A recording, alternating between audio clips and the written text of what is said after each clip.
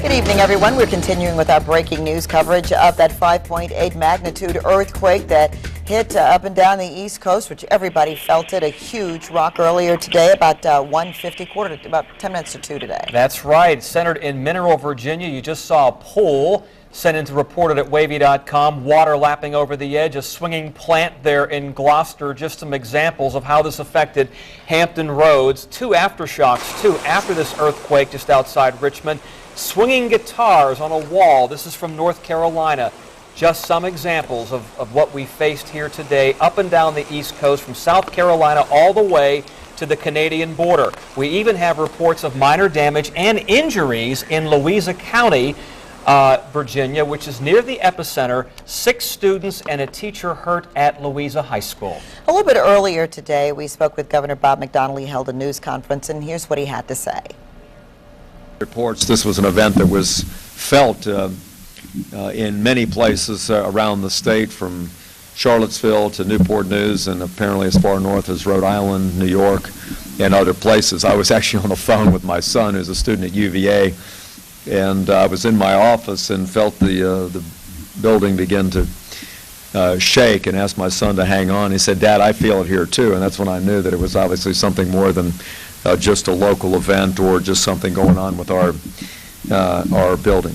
The depth of the earthquake is reported at... Governor Bob McDonnell speaking from Richmond a short time ago, the strongest earthquake in Virginia in 114 years.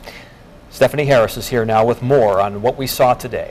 Well, Tom, I think it's safe to say that this earthquake caught all of us off guard. I was actually in Norfolk covering a story this afternoon when we heard that they were evacuating all the buildings downtown, and we headed straight there.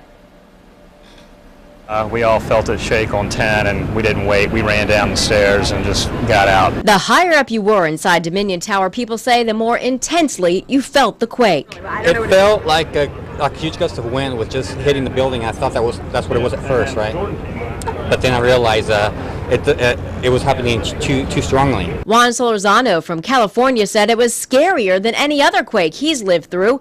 For many, this was the first. There was no sound, and it was peculiar in that not only a sinking feeling, it felt like side by side. It prompted evacuations of all downtown high-rises and Eastern Virginia Medical School, and had many questioning their own health. Well, at first I thought I was having a head rush. I thought I was going to pass out. Most were happy to learn it wasn't just them, but for some, reality is even scarier. I guess, there's a hurricane coming, I guess, and then a possible earthquake. I don't know, that's just kind of odd.